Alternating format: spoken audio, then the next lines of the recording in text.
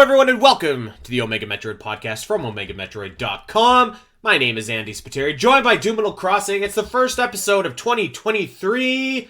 How you doing? Doing great, Andy. And let me tell you, Rumor Clause came early this year. Oh my because, god. Man. You know, we were just I was going to bring that up, how, actually, yeah. We were just talking about last week how once that new Direct gets announced, the rumors are going to be pouring in. No! Literally, days after our last episode, every Nintendo rumor under the sun that you could possibly imagine. It's just we're back into it, man. It's 2023, all right. I hold on, because it's not every rumor. Because I haven't seen Wind Waker and I haven't seen Twilight Princess HD rear its ugly head yet. But it's only a matter of time. It's a matter of time. It's coming, guaranteed. I guarantee it's coming. But yeah, so everybody was minding their own business, going about their new year in a nice, fun, safe way, and all of a sudden, BAM! The Metroid Prime HD rumors just kick up again, out of nowhere. To say that... Switch 2, BAM! Breath of the Wild OLED. Yeah, so... I think that we talked about this a little bit on the Zelda cast, that Tears of the Kingdom OLED was definitely fake. But I could see them, releasing one, because it looked like that mock-up looked pretty cool, I would say. But I don't think that, if it were me, because I still have my day one Switch, my original Switch with, the crappy battery life, I think at this point in the game, it's just, I'm pretty sure that the next Switch is, gonna be here sooner than later. So I'm not really looking to upgrade or anything like that. But, for the collectors, that would be kind of cool. Maybe we'll even get a Metroid Prime 4 new Switch, whenever that decides to come out.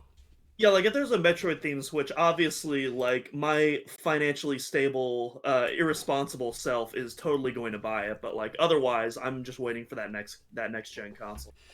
Yeah, so, I wanted to bring that up with you. You beat me to it, those Metroid Prime rumors. It's God, at what point, I wonder at what point, which actually ties into what I want to talk about as well, because we got some really good feedback on our episode last week, which I thought was a great episode, by the way. I thought we really went in depth in a fair way. But a lot of people are like, oh my god, how could you say nothing is happening for this next year?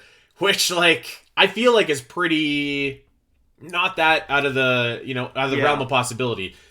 So I wonder at what point we, Metroid fans, we're just Metroid Prime Trilogy or HD or whatever it's going to be is just it's not happening. It's not happening on the Switch. I wonder, is it this year that if it doesn't come out this year, it's just it's not happening? Well, I actually had a conversation with someone recently who actually is convinced at this point that Prime 4 has been canceled, let alone the Trilogy Prime 1 stuff being fake, which I personally think is insanely hyperbolic, but there's definitely some people... Yeah, Prime 4 isn't canceled. There's some people out there that have, that have just, they've been burnt so hard that they just generally have lost even, a rational kind of hope, you know what I mean? Yeah, I understand that completely. To be honest, I feel like I'm almost at that point with Tears of the Kingdom, because I'm just we did a show kind of similar to what you and I did last week, and it's I could see this game getting delayed again. And, maybe that doesn't sound realistic, but I'm just jaded and I could see it. I can't see... They're obviously not going to cancel Metroid Prime 4. They went through the expenditure of rebooting it and restarting development. If they were going to cancel it, it would have been, when they made that announcement that they were restarting it, rather than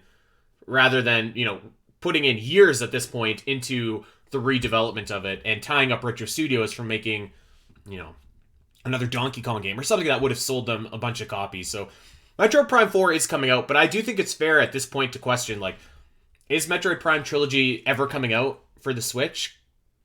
Like I said on the last episode, if we don't hear about it by the time we finally see Prime 4 again, then I'm officially jumping off at that point. Yeah, I mean, I do think, because listen, this is the Switch's 6th year. I think that maybe it maxes out at 8 years. That's a long time for a console. So 8 years. So I guess you could say maybe it's coming out next year, maybe. But I'm thinking too back to all the really big Wii U games that haven't made the journey to Switch. It feels like every single port has made the journey except for Xenoblade X, and Metroid Prime Trilogy, which I guess was a Wii game, but whatever. So like, I'm still waiting for Woolly World. Like, that's like one of the best Yoshi games ever, and like the Switch deserves a good Yoshi game. didn't they? They did port that though, didn't they? But it was the Nope. 3DS. Yeah, they did.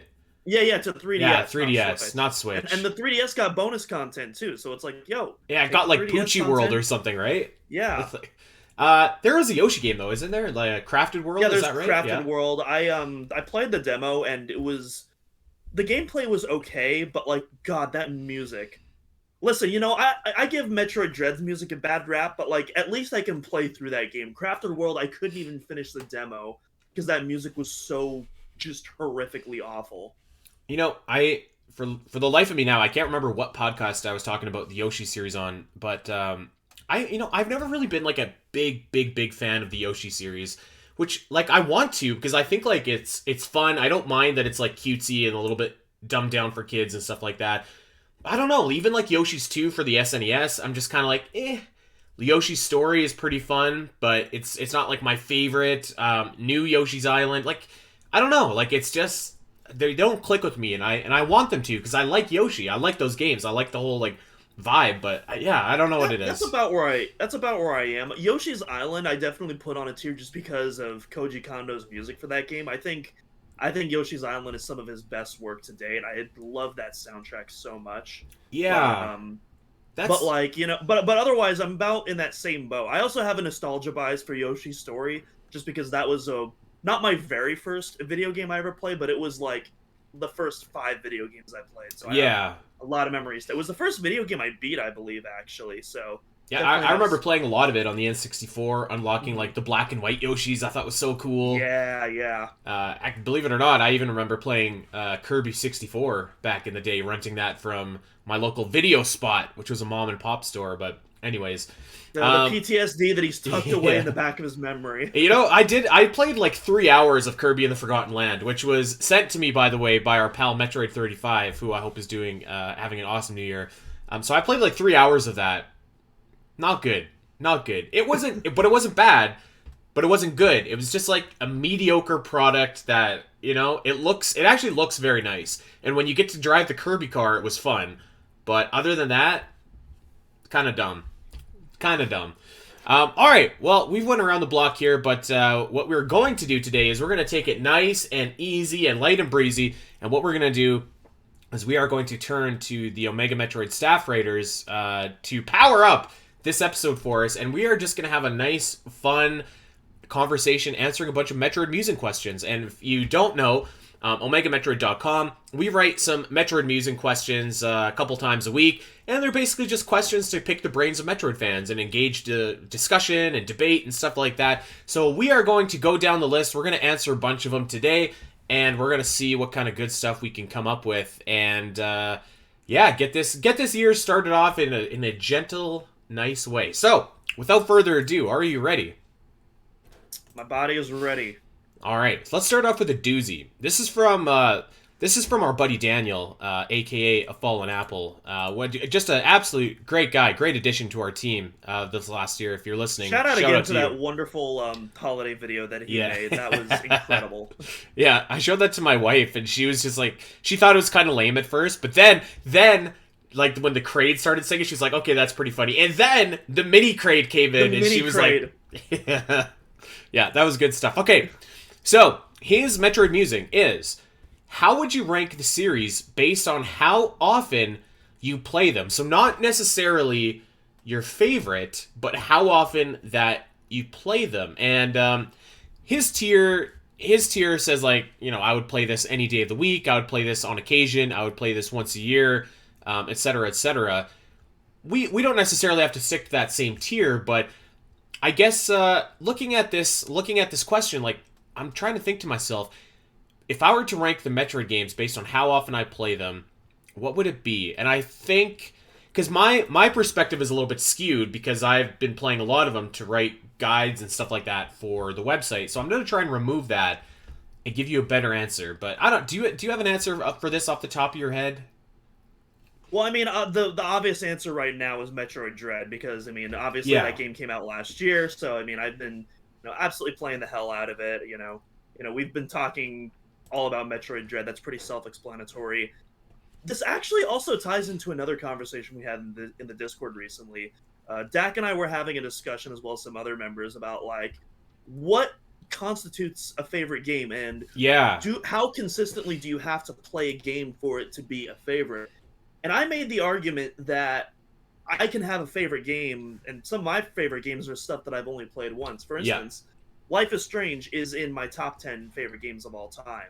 And I've only played through that game once. And I'm probably not going to play through that game again for another few years. But I still have a really strong attachment to that game, and it really resonated with me on that first playthrough. Yeah. And this kind of ties into what I'm about to say, because you might be thinking, "Oh, Metroid Prime is your favorite game of all time, so obviously you must play this game all the time." I haven't played Prime in like 3-4 years, I think. It's been a while since I played Metroid Prime. Right. And for me, the reason why I like to space stuff out like this, and I use Breath of the Wild as an example in the Discord, but I'm going to use Prime as the example here because it applies here. But for me, when I like to replay games that I have really strong emotional attachments to, when it comes to very critical moments in the story or the environmental storytelling, I like to space out a little bit, so that way the experience feels a little bit more fresh in my head the next time I go towards it. And obviously it's never going to be the exact same as the first couple of times I played through it, but still I want to have a little bit of that same feeling going into like somewhat recreate those first experiences. And that's why I don't like to just absolutely grind these games in the dust and play them even once a year. I like to let the passage of time, warm those memories a little bit more. So I don't know I completely how agree. you feel on that, but No, yeah. I completely agree. I got to chime in a little bit later in that conversation, and I think I was kind of in the middle of you and Dak a little bit, because I agree with you. I think that you can have a game, it can be an exceptional game, or like a movie, or like a book, or whatever, and you could watch it or read it or play it only once, and it can still be your favorite. That's totally fine. But I'm of the opinion too that, like, for example, I've seen a lot of people, I think actually you might have even said this, like, I put in like 300 hours into Animal Crossing, and like it's just okay. It's not my favorite. But I'm kind of the opinion too that, like, if you are investing that amount of time into a game, like, A, it must be at least kind of good, and B, like, you must like it a decent amount, right, to invest that. Now, that's not to say that, like, just the amount of time you put into a game, dictates its quality to you. Of course it doesn't. But I do think that is somewhat of a consideration. But that being said, I'm with you. Like, I like to play, like, the way that I like to play video games is, like, I like to play a lot of different video games, like, where I think Dak likes to play like a couple games at once. So, like, he'll pick Destiny 2, for example, and play the hell out of that for like a year, and you know what I mean.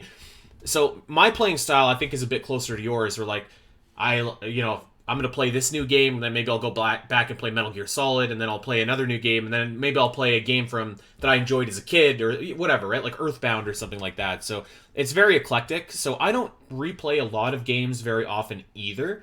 And when I do, it's just kind of like the mood strikes me, right?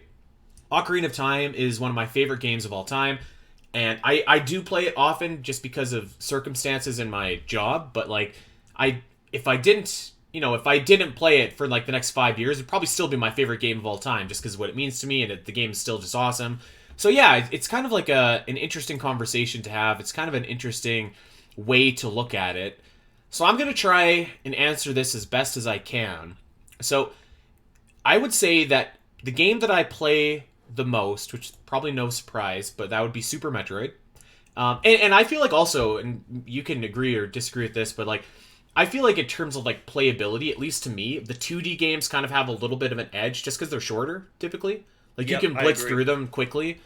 So I would say I've played the most Super, and then Dread, and then probably Fusion. But again, I'm kind of skewed because I wrote the Fusion guide. I'm playing a ton of Zero Mission, so that's probably next. I've played, like, I played Metroid Prime this year, but before then, it had probably been about a year or so since the last I played, and the last I played was for this podcast. I was researching something. So I would almost lump all three Metroid Prime games into, like, the play once a year, maybe. I I play. It would be easier to pick out like the ones that I don't play very often, which would be obviously Other M. I haven't played that. I played it for the first time in years and years and years for the podcast a couple years ago. I've only played Federation Force once. I only dust off Metroid Prime Pinball every now and then. Return of Samus has been a long, long, long time. Although I would say that I play AM2R a lot, and Samus Returns maybe slightly less than that. And I never play Hunters. I have to admit I don't know. It's just not for me. And Nestroid is a rarity, so I think that's everything. So yeah, I think Super for me is the game I probably play the most, especially because like when it's on the Switch now, it's easy to just kind of pick up and play and whatever. Takes me like an hour to beat it. So if I'm looking to kill an hour, like, hey. Yeah, I think my ranking would be roughly in the same boat. I will say I'm pretty sure Zero Mission is my most played game of all time. At least it feels like that way to me. Yeah. Just because of like the amount of hours I suck into it as a kid. Obviously, I just don't have that kind of time anymore. Yeah. Like I can't do like 3 speed runs of that game in a single day. I got bills to pay, but like yeah. But yeah, even so, like that's a game that like I feel like I consistently revisit more than other titles. Even though again, Prime is my favorite Metroid game of all time. I feel like titles like that, and that's kind of what I was talking about with Dread in the Discord thread as well. Is Dread my favorite Metroid game of all time? No. But that raw gameplay experience and just the quickness of that single player experience, it's just such an easy game to just get in and get out of, and just get that adrenaline rush out of. Yeah, I agree. Like, here's a good analogy too. Like, my favorite movie ever is Lord of the Rings. I don't think that's a controversial opinion. I think that's a lot of people's favorite movies of all time. But like, would I want to watch those like multiple times in a year? No, because it's an investment, and it's like it's such an epic tale that like, at least to me, if you watch it over and over and over again, it kind of, I don't know, maybe depreciates. But like something like The Office is a show that you could just kind of put on and we can watch. Like I've probably watched that show more than any other show ever, and I like it a lot. Like don't get me wrong, I love The Office, but like it's not necessarily my favorite show of all time, but it's just an easy to watch kind of experience. So I think the same thing applies with games as well. So, yeah. But it is an interesting conversation to have, no doubt. And by the way, you can have those conversations with us in the Omega Metroid Discord. So there we go. All right, let's go on to another Metroid Musing. This is by me, actually, and this did some pretty good numbers on social media. Maybe I like to think because it's an interesting question. So here we go. Do you consider AM2R a quote-unquote official Metroid title? Now, before we answer, I want to explain myself, because obviously it's not an official title. It's not made by Nintendo, so obviously it's not an official title. So I put quotes in official because what I'm meaning by that is like the game's quality is so good, and it's so like it's just an essential Metroid experience. If you were to play throughout the series, you would have to include this game to get like a full, the full encompassing Metroid series experience. So to me, I do include it as an official Metroid title because I think that the quality is so high. Like it's staggering how good this game is. Like it's better than a lot of official Metroid games by Nintendo, and like in every aspect. And I think that there is enough difference between this and Samus Returns in order to, you can play both of them separately and have different experiences and different expectations, I guess, about what you're looking for in the game. So I actually do consider it an official title, but we got a lot of like really, really good responses that were all over the map to this question. Yeah, I think I'm roughly in the same camp as you. Like, obviously it's not an official title. Yeah. And it shouldn't be considered in a literal sense, but like, when you give the context of the answer, like, yeah, it feels like an official title just because of the amount of quality control put into it. Like it feels like if you blindfolded someone and they had absolutely no idea what any of the Metroid games were, and you gave it to someone playing the series for their first time, I don't think they would go like, "Huh, this feels a bit off." Like I feel like they would be like, "Yeah, this feels like a sequel to Zero Mission." Like actually, like you could 100%. I have no doubt in my mind that you could give that to a new player to the Metroid series that maybe didn't know that was a fan game. And just say like, yeah, Nintendo made this game, and they would buy it for sure. Yeah, maybe say it was put on the DS to explain the higher quality soundtrack. Yeah, Which by the way, God, that soundtrack is good. I actually over on Omega Metroid's Patreon page, which you can sign up for if you want to help support the site. I have a series called ROM Hack Reviews, which every month I play a new Metroid ROM hack and just review it as the name suggests and talk about a lot of things like the sprite work, the level design, the original music, the just kind of the layout of the game itself. Every ROM hack review that I do makes me appreciate AM2R even more because and listen, anyone that makes a ROM hack is like so talented and does such a good job, and it's clearly something that I could never do. But some are better than others, and when I'm even the best ROM hacks, I'm looking at them and I'm just like, man, this is great, but like it's incredible what AM2R did and like how that game came together. Like it's just like it makes me appreciate that game so much to me where I count it as like even more of an official title. Like that it might be my like second favorite Metroid game behind Super Metroid, I guess, in Metroid Prime. Like it's that same. good. It's same. It's like right up there with Fusion, which I mean Fusion is like my number 2 title, so it's like right up there for me. So in the context of the answer, yeah, I think it's an official. Title. All right, this is a question by Big Griff, the accursed hunter, and he asks, "Where should the spin boost and cross bombs have been placed in Metroid Dread?" And so the gist of his question is, and we've talked about it before, the pacing of these issues, particularly the spin boost, is a little questionable, and the spin boost becomes almost obsolete immediately after you get it. So if we could wave a magic wand, where would we want to put this? Obviously, I would put spin boost maybe just before or just after the various suit. That's probably where I would put that. And then cross bombs. So you can actually get early cross bombs in the game if you take an unintended alternate route. I think that should have been the intended route, and I think that would have been a good placements maybe for cross bombs in that portion of the game. I'm just thinking right now, and I think that I don't remember specifically what item you get directly before you go into Berenia for the first time, but whatever it was, I think that you should probably get the spin boost at that point. Maybe it was the grapple hook. Maybe. Flash shift is what you get in Berenia.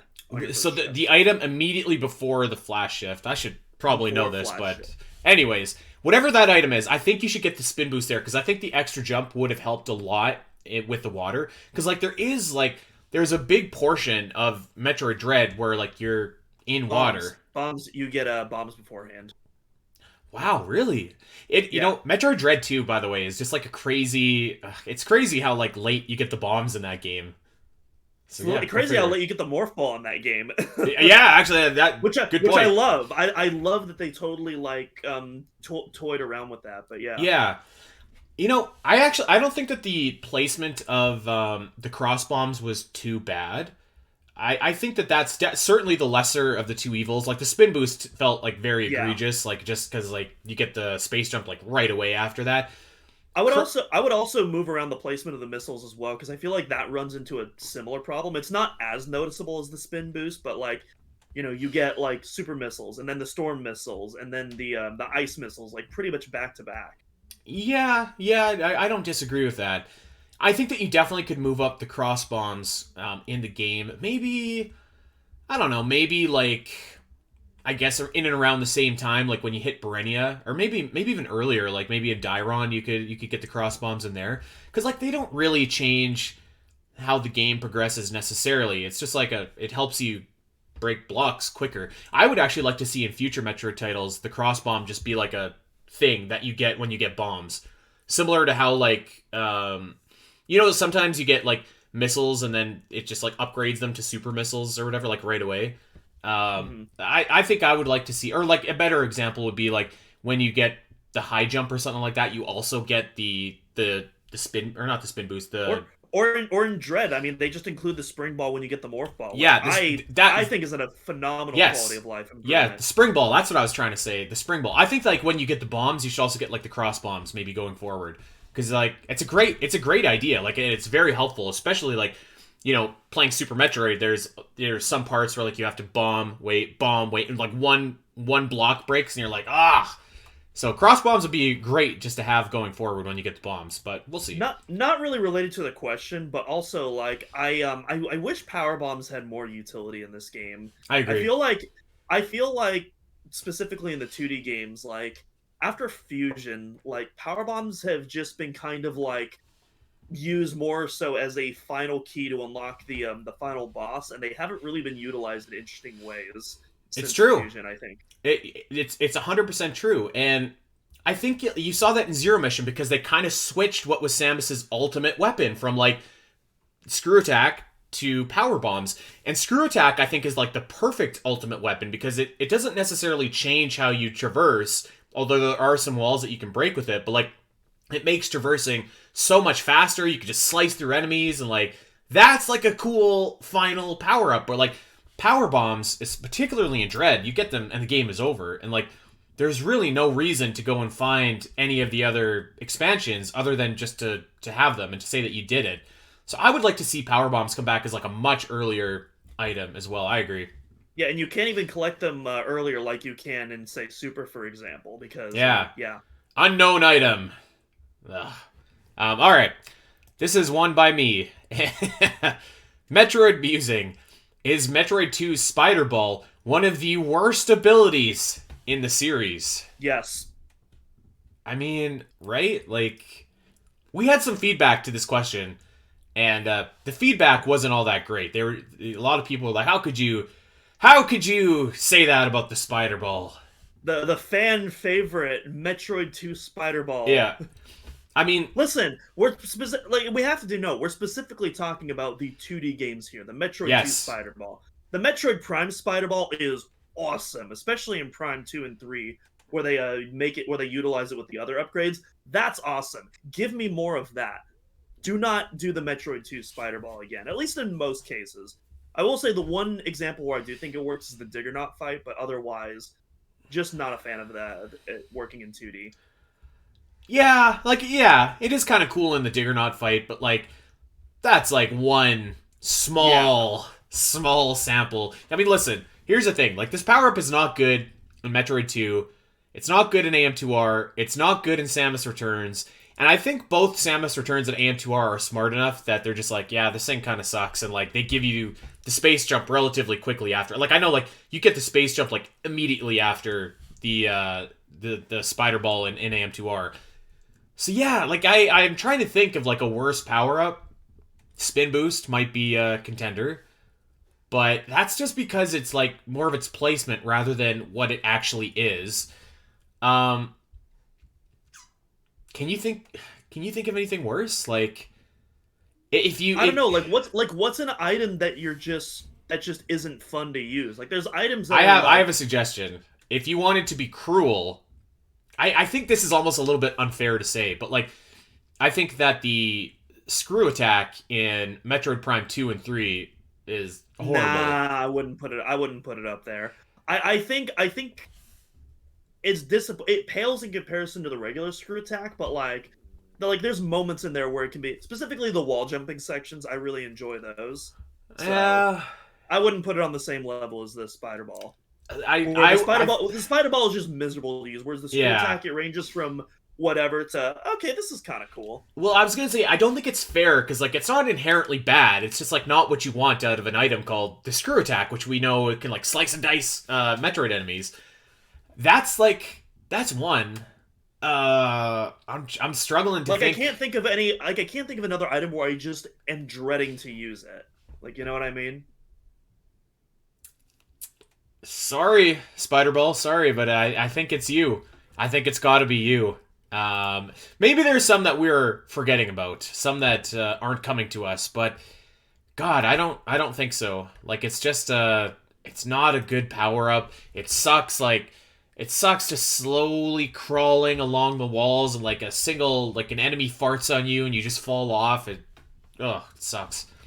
Sucks. Honestly, I think a better way to incorporate it in the future would just be maybe to like if the spider magnet returns in like Metroid 6, maybe also give it morph ball capabilities as well. Yeah. And maybe you could have it have a track system similar to Prime as well. And I think that maybe if you limit the amount of areas that you can use the spider ball on, even if it's at the same speed, I think that might actually make the item have a lot more utility. Here's what I would do. I would have like a spider track system like in Metroid Dread, but it works for the morph ball. Maybe it's like instead of blue, it's green or something like that. And it has like a magnetic field that shoots down. And if you go into that magnetic field, you're just automatically sucked up to the wall. So like, I don't know. It would almost be similar to the track system in Metroid Prime that you just like stick around and you can move freely. But like you could, I don't know, maybe do something with that. Like you could bob in the air or I don't know, maybe you hold a button to attract yourself back up or something. I don't know. But holding the button to like stick to the literal wall, not the best. Not the best. Okay, let's move on. This is a question made for you, Doom, and this is one from me. Would a remix of a classic theme have helped spice up Metroid Dread's soundtrack? And maybe, if we can even go a step further, what remix would you have wanted to see and where? So the answer for me is, well, I would have liked to see a couple more classic tunes rearranged. The answer is no, because I ultimately think, and I feel like I've said this a lot on the podcast, but ultimately that's not my biggest issue with Metroid Dread's soundtrack. My biggest issue is in terms of mostly the instrument selection, because a lot of the instrument selection, it's a lot of the music theming in Metroid Dread, it leans more towards orchestral sounds, and for me personally, I'm not generally the biggest fan of when Metroid tries to do that. There's some exceptions, like Skytown Elysia. I think that's a great example of Metroid like nailing the orchestral. There's a few tracks in Corruption actually I think does it well, but generally it's, to me, it's very antithetical to what makes Metroid music unique, and I feel like Dread kind of doubles down into those areas that I don't like. And on top of that, a lot of those synth patches that do try to mimic orchestral instruments, they sound very cheap and almost toy-like, which makes certain themes almost sound like they were ripped from completely different games. Like, you're fighting Experiment in Z57 or whatever, and it feels like I'm fighting a it feels like a theme that should be in Mario Galaxy, not a Metroid game. Or Ravenbeak's theme, which is a theme I actually like out of context in the game. I actually like listening to that when I drive, but in the context of the game, it feels more like a Zelda boss than a Metroid boss, and it feels very like, it feels like these two worlds are fighting against each other, whereas I feel like the music should be a part of the world enhancing its character, and I really don't get that in Dread. Going back to the main question, though, I don't know why, but listening to the Ravenbeak theme driving got me. Power is everything as I'm flooring 90 at 2 in the morning. Oh boy. But no, would I have liked to see some more classic arrangements? Sure. And the big one, I've talked about this on the podcast before, is after you defeat the Power Bomb Emmy, which should have been its own boss battle, but after you defeat the Power Bomb Emmy, you leave. I can't even remember what the Hanubia area is called. Hanubia. Thank you. Yeah, you leave Hanubia, and then all of a sudden, it's not raining anymore. There's a little bit of a sunrise coming up, and you get the Super Metroid theme of Samus Aran Galactic Warrior theme playing. Hell yeah! As you make your way to Ravenbeak, that would have kicked so much butt. I would have been all about that. That would have been awesome. And it's perfect because it's like the same type of context. Because in Super Metroid, you sank, very deep into the planet, and then you come back up to this area that you're familiar with in Dread. You're like back on the area where your ship is. You're finally fully powered. It would have, that was the time to bring it back, and they didn't do it. That's the one change I would have made for classic arrangement. That would have been awesome. That theme really hasn't come back a whole lot. Like, not really. It hasn't. Not at all. It has not come back. Yeah. I like, on one hand, I kind of like that it's like the Super Metroid theme song, but that would have whipped if it came back and came in with Hanubia. Oh, so to answer my own question here, I think that. I don't dislike the Metroid Dread soundtrack as much as many do, and I think particularly like while you're playing and listening to it, it sounds fine, it goes down easy. I would say that I just don't think it's like all that memorable. And like, granted, we've only had like 18 months or whatever to listen to it, so like of course it's not going to have that same kind of panache. But like, I mean, the first time that you heard Brinstar or Phendrana or Skytown, you were just like, wow, this is a great track. And I don't think that Metroid Dread has any of those. But I think to make the soundtrack a bit more memorable, they probably could have and should have included some remixes. I was thinking like because I think that like the problem is like the soundtracks kind of blend into each other a little bit. So like if you had a remix somewhere, that would at least kind of pop out and stick out. So like imagine that you're in Gavarin or something, and it's kind of like a Metroid Dready style, like Green Brinstar remix, you know, like do do do do do whatever, like right, or let's say that Berenia had like the Meridia remix or something like that, or you know like something maybe the Sector 2 theme was used in I don't know in Gavarin or something like that, but it did kind of feel like a missed opportunity not to draw from like any of the other 2D games in terms of using like remixes, and I didn't want them to do it the way that Samus Returns did it, because I thought that Norfair mix that they used was like kind of obnoxious, and I certainly the one remix that they did use was the Lower Brinstar remix, which I don't think that we need to hear again in like any games anytime soon, because it's been in Super Echoes, Samus Returns, now Dread. I think that we can give that theme, and that's one of my favorite themes in Metroid, by the way, but I think we can give it a break for now. But yeah, I was thinking like, Green Brinstar would have been good, or like Meridia, or something like anything from Fusion. Maybe like a remix of like that, I don't know what the track is called, but like, when you're talking to Adam and like bad stuff is happening, it's like do do do do do do. Oh yeah, that would have been a cool theme for like for Elon. The X area. I mean, yeah, for Elon too, sure. Yeah, that would work. What an X-parasite that guy is. So yeah, I think that it would have helped. Too late now, but oh well.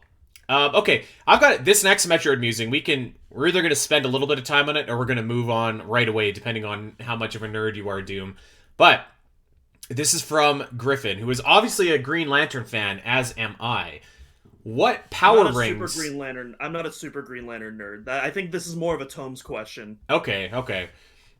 What power rings from the Green Lantern universe would Samus qualify for? Do you have any idea what he means? Somewhat. Okay, let me break it down, and then you can come in. So I'm a big Green Lantern nerd. If you're watching on YouTube, you can see all my comics behind me. So there's a comic writer named Jeff Johns. He came in around like 2009, 2010 to the Green Lantern universe, and like kind of like revitalized it, rejuvenated it a bit. And he basically said that you know how there's like a Green Lantern ring.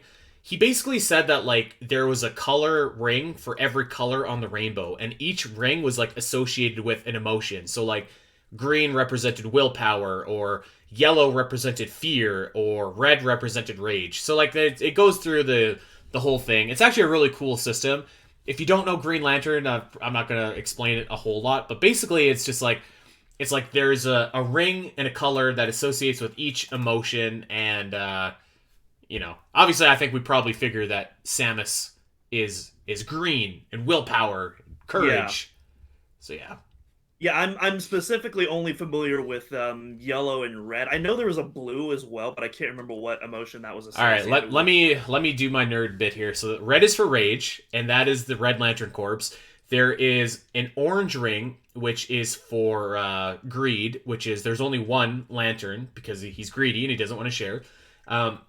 There's the Sinestro Corps, which is yellow, which represent fear. There is the Green Lantern Corps, which represent willpower. There is the Blue Lantern Corps, which represent hope. There's the Indigo Tribe, which is compassion, but they're all kind of like zombies in a weird way. Like they're all ex-criminals that are now like lobotomized. It's pretty wild. And then I can see Samus being blue as well. I could see that, yeah. Last one is Violet, which is love, but they're like, I can't remember what the name of them is actually called, but they're like a bunch of like warriors, and they actually kind of whip ass. So that's, and then there's Black, which is like the death, like the Death Lantern, which is like a big comic crossover. So yeah, now that I've nerded out, I'm sorry to everyone that's not a Green Lantern fan, but it is pretty cool, I will say. Yeah, I would say green and blue definitely feel like Samus to me. Yeah. Okay, let's move on. Here we go. This is from Daniel. Should other M's Accel charge return? I'm indifferent on it, honestly. Like, Yeah. if it returns, cool. If it doesn't, whatever. Like, I don't really feel like, especially in like the 2D entries with Dread, like I feel like the charge beam has a pretty good charge up time as it is. I don't need like an instant charge on top of it. Yeah. What is the difference between this and the charge beam? I can't remember, to be So honest the with you. Accel charges are like missile expansions, and the more you collect, the faster your charge beam charges up. That's right. It accelerates your charge. Hey, hey, go figure. Yeah, yeah. I feel like I'm the same as you. Just kind of like I feel like it doesn't take that long to charge up your charge beam in like any game that I'm thinking of off the top of my head. Maybe if there was I'm trying to think of a scenario. Let's say Metroid Prime 3 where you'd go into hyper mode. I think it could be cool if like you had a gimmick like that and like you got the Accel charge that either made you shoot faster or extended your duration in hyper mode. Like that could work. But I think like the Accel charge as it is, like as it pertains to your charge beam, is I don't know, kind of. Eh. Honestly, rather than a charge acceleration, I think what would be a much better use would be a missile acceleration that the more you collect, it increases your fire rate of your missiles. Yeah, I yeah, that think would that work. would be I think that would be a much better power up personally. Yeah, like even that. Like I feel like your missiles fire quickly as is. Yeah, yeah. Maybe it doesn't need to come back. The base missiles, but after you get the super missiles, your fire rate decreases, and that's just in the 2D games. That's not even the Yeah, Prime games, where obviously have much slower fire rates. yeah. So I do think that there is value to having an item that can like accelerate your speed or extend your duration and whatever. But the Excel charge specifically as it pertains to charging up your shot, yeah, I don't know if that needs to come back. I feel like it's probably just okay the way that it is. And it's also kind of useless another end, because if you're charging your beam and you dodge an enemy attack, which you're doing all through that game anyways, Yeah, you'll instantly have a charged shot at the end of the dodge anyways. So yeah. it's kind of a useless item. Sorry, Other M. Daniel loves Other M, by the way. Maybe not loves, but he really likes Other M. He put it on his list of games that he plays often. He put it not at the top, but in the second tier down. You know what? I respect that. Hey, we've had people defend Federation Force 4, so hey, you know what? More power to y'all. I'll never forget someone saying that Federation Force was their favorite Metroid game because it was the first Metroid game that they ever played. So, as much as we dump on Federation Force, at least it made one Metroid fan. I have some bad news, actually. I was playing the ROM hack again, which you can sign up for on Patreon. And I was playing a ROM hack called Super Metroid Federation Force, which sounds awesome. However, it carries on the same cursed name as the Federation Force previous game did as well. So that's too bad. Okay, let's move on. This one is from me, and I think that it's kind of a cool question because I'm not sure my answer to this still. Would you rather know Ridley's origins or leave it as a mystery?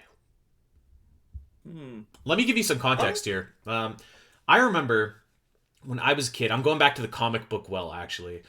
So I remember when I was a kid, there was a series coming out called Wolverine Origins, or like something like that. And they were, after forever, like 40 years, they were explaining where Wolverine actually came from and like who he was before everything, like before the Weapon X, before everything like that. And at the time, it was so like outrageous because it was just like we can't tell that story. It would be like telling the origin of the Joker. It's like just a character that's always been there that just appeared, and it was a big deal at the time. And opinion was divided whether it was good or bad. And I feel kind of like the same thing with Ridley. Like I can't decide if I want to see this or not. What do you think?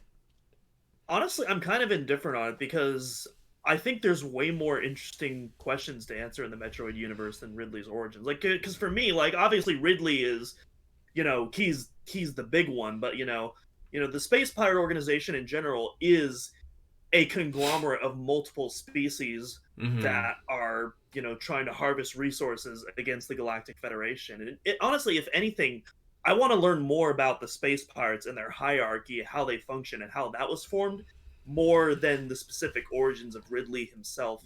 maybe learning more about his species would be cool, but in terms of Ridley himself, I feel like, he's a fairly one-dimensional character, which is totally fine. Like, I think he's a fantastic one-dimensional character, and I think he serves that role in the games well, but I'm kind of like, if they do expand more about him, that's fine. But again, I think there's more interesting questions to answer.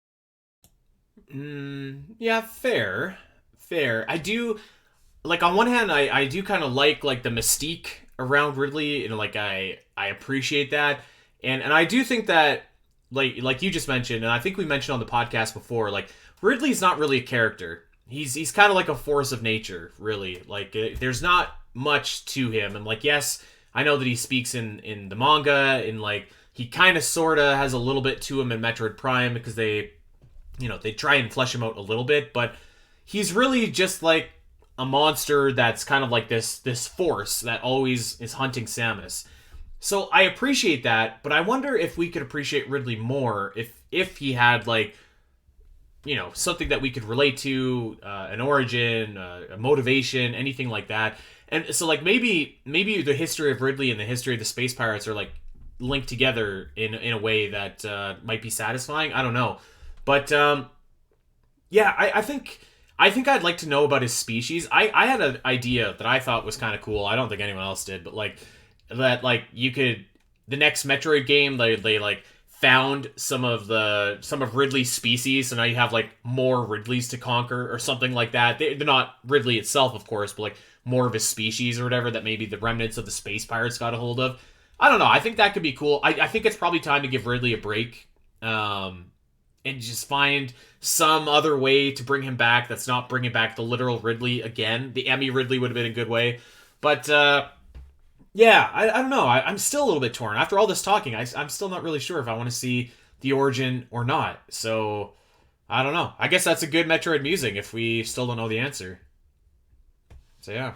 All right. Neither for nor against. Let's keep it going here. This is from Big Griff.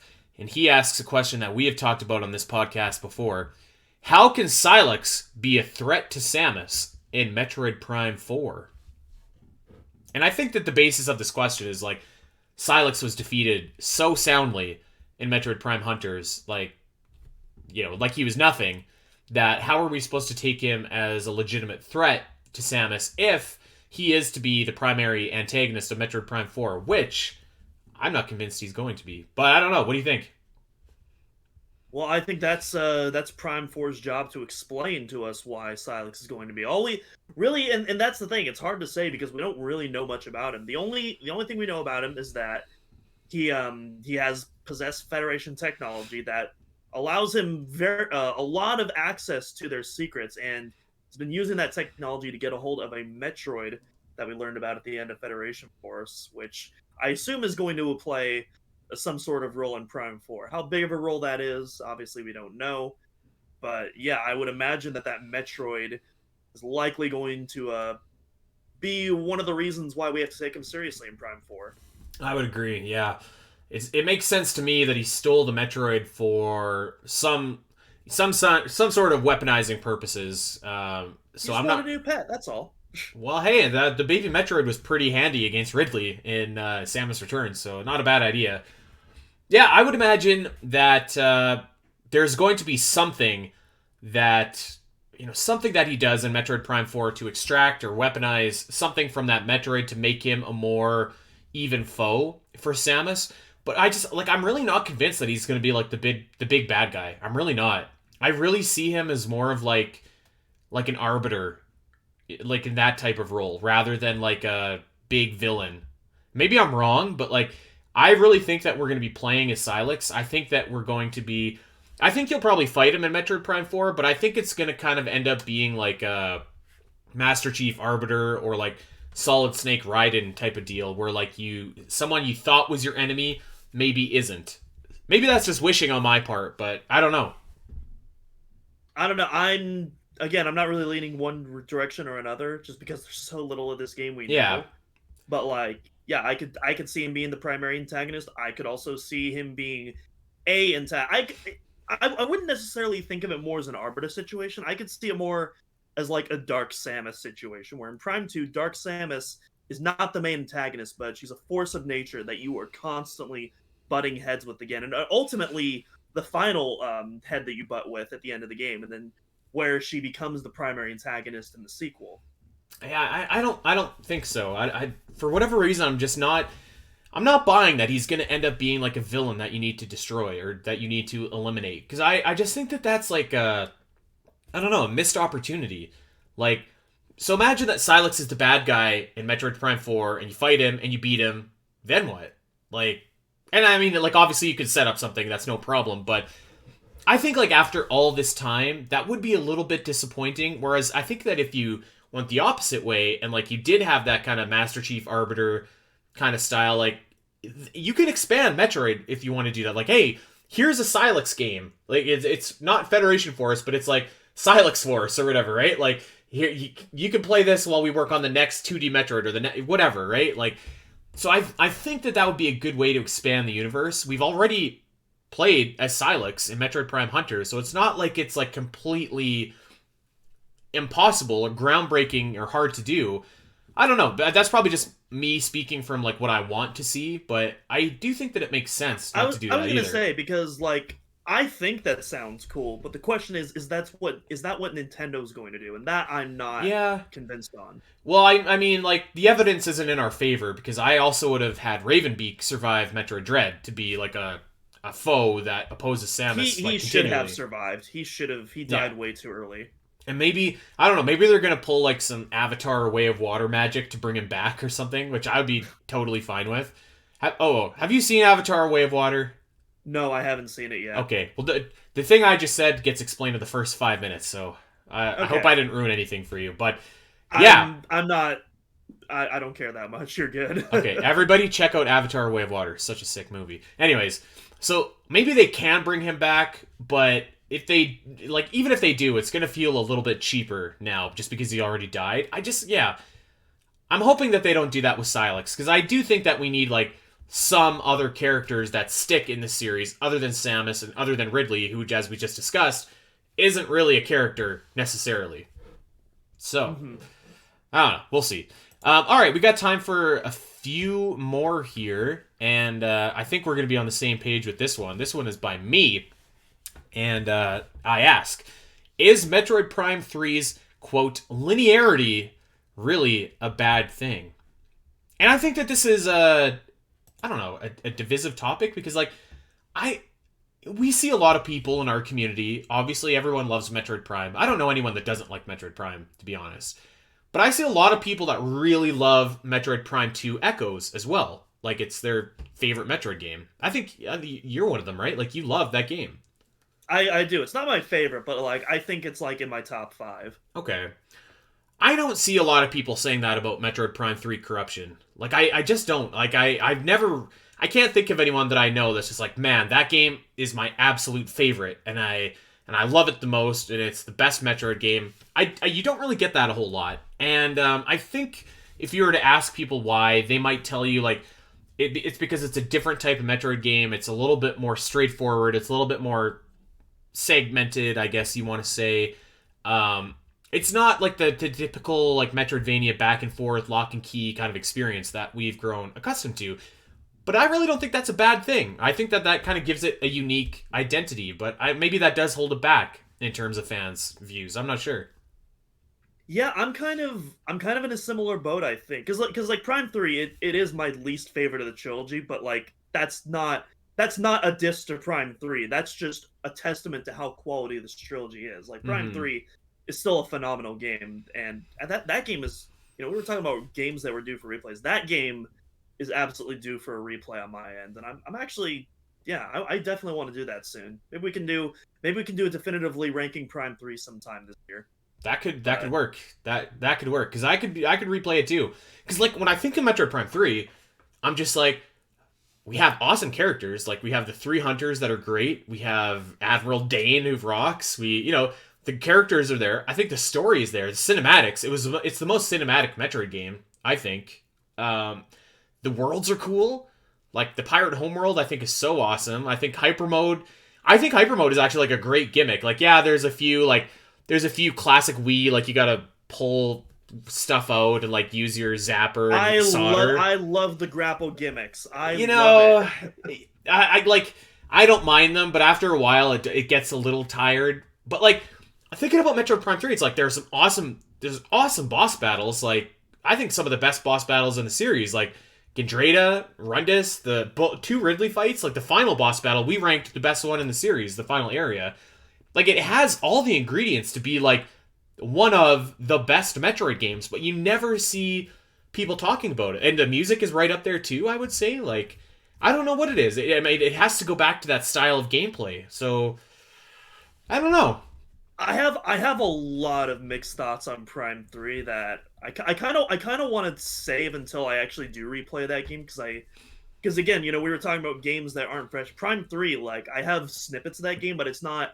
Yeah, it's a game that's very much due for a replay because it's not 100% fresh in my mind. So I want to replay that again to really gather my whole thoughts. But that linearity definitely is one of those things that I remember. I think we've talked about this on the podcast before, how my ideal Metroid format is the kind of Super Metroid style where, you might spend a lot of time in an area, but you're constantly like going back and forth between new areas, or kind of the Metroid Prime style where the possibilities feel endless. Like you could wind up in an area, whereas starting with Echoes, it kind of follows more of a Zelda dungeon format where you mostly spend large time in one area, then you spend a large chunk in the next area. Maybe you'll backtrack to get an item in the previous area, but it's usually like a single item. Yeah, I really noticed that last time playing Metroid 2 is like it very much feels like a Zelda game, more so than a Metroid game. And I think in Prime 2 it works because of the Dark World structure. I feel like I agree. If you did have a more open format, I feel like it would be too chaotic and it wouldn't work. Yeah. But Prime 3 definitely stood out to me a little bit more. And I definitely wasn't quite as much of a fan of it, but it wasn't like a game ruining experience by any means. Clearly not. So yeah, it's like it's actually quite impressive when you think about it, because each Metroid Prime game has its own distinct style, even though they're of the same series. So yeah, I personally really like the focus on story and the focus on like kind of wrapping up that trilogy and that narrative and stuff like that. I think it really works for Metroid Prime 3, but I do understand why some Metroid fans aren't, like as in love with it. Because like Prime 3 feels almost more like a Halo game than a Metroid game in a lot of ways, which isn't bad at all. Like it's also not bad for Metroid Prime 2 to be compared to Zelda. Like if you're being compared to Zelda and Halo, that like you're doing all right, but it is different. That's actually something else I wanted to point out, because I know a lot of people when they talk about Prime 3, they're like, after the intro sequence, that's when Prime 3 picks up for them. And I understand why some people feel that way. I actually kind of love the introduction to Prime 3. I love it. It's so I love awesome. it. Like it's so un-Metroid. It's definitely like, I mean, let's be real. The introduction to the game is just the Pillar of Autumn from Halo Combat Evolved. It's just Pillar of Autumn. But like Pillar of Autumn is like one of the most iconic FPS levels of all time, and they put it in the Metroid universe, but they didn't just rip it off. They put Metroid elements into it to make it unique, and then you land on the planet. And despite the fact that it's so detached, I could also say the same thing about Frigate Orpheon from Prime 1, where that segment definitely feels detached from the rest of the game. But I still think it works as an introductory sequence. Prime 3, obviously, it's significantly longer than Frigate Orpheon, but like I also think it works in that same regard. So, it sets up the story for the rest of the game. Like it's crucial. So I agree. Like the more it's a different type of Metroid game, which I think it needed to be, because if you're going to do the exact same thing as Metroid Prime or the exact same thing as Echoes, it's just kind of like, well, are you better than or are you lesser than, right? Like, you might be better than, but it's very possible when you're talking about some of the best games ever made, that probably you're going to be lesser than. So by choosing to be different than, option 3, I think that was a great decision, which is a decision that Metroid Prime 2 also made, because, again, it's hard to be better than the original Metroid Prime, so let's be a little bit different, right? So, shout out to Metroid Prime 3. We're due for a replay of that. That should be the next game that we definitively rank for sure. You're onto something there. I'm totally down for that. After I graduate and I have more free time, like I definitely want to replay that. Okay. We've got let's do one last one. And if we're one or two, depending on if you have an answer for this or not. So, this is by me. What's your favorite amiibo skin for the Federation Force Mechs? What say you, Doom? I can't even remember what the amiibo skins are in that game. You know what? I have to admit something here. This is a little bit of a behind the scenes kind of peek at Omega Metroid, but I wrote this specifically because when you click on a game in our games banner, you'll be taken to each game's homepage, and you can click on relevant podcasts about that game, relevant walkthroughs, or original content. And so I was looking, and I was like, damn it, we don't have any original content for Metroid Prime Federation Force. So I was racking my brain. I'm like, what can we talk about Metroid Prime Federation Force that'd make a good Metroid Musing? And it was so unmemorable to me. And I was like, what did I like about that game? And I did remember, I did like scanning my amiibo and getting some cool suits. So I do have an answer, actually. You can scan your Metroid amiibo, like the Samus Returns Metroid amiibo, and you can get a pretty cool skin for your mech suit. It's still chibi, so it kind of still doesn't look all that great, but it looks pretty good as far as Federation Force goes. So you could get a cool Metroid suit. You could also get like a Super Mario mech or a Bowser mech or something like that. So I will say that was at least kind of a fun gimmick. But yeah, that, my friends, is why that Metroid Musing about Federation Force's amiibo skins exists. I get why they aren't, but I kind of miss when amiibo unlocks were more prominent. Like, obviously, I'm glad that we don't have any more, like, fusion mode stuff locked behind the paywall in Samus Returns. But, like, I miss those kind of, like... again, we were talking about Yoshi's Woolly World, obviously, but, like, that, and I feel like Super Mario Maker did it the best, where you could unlock these cool cosmetic costumes and stuff like that, and you could do, like, 50 or, like, even 100 or so costumes because of the amount of amiibo. I don't know, I like stuff like that. Yeah, I kind of like it too. Like, it's just inoffensive skins. Like, I think Breath of the Wild did a really good job with amiibo, actually, where like you can scan a bunch of different amiibo and get like basically just costumes. Like, you can get, if you have like the Ocarina of Time Link amiibo or whatever, you can get like the Ocarina of Time costume.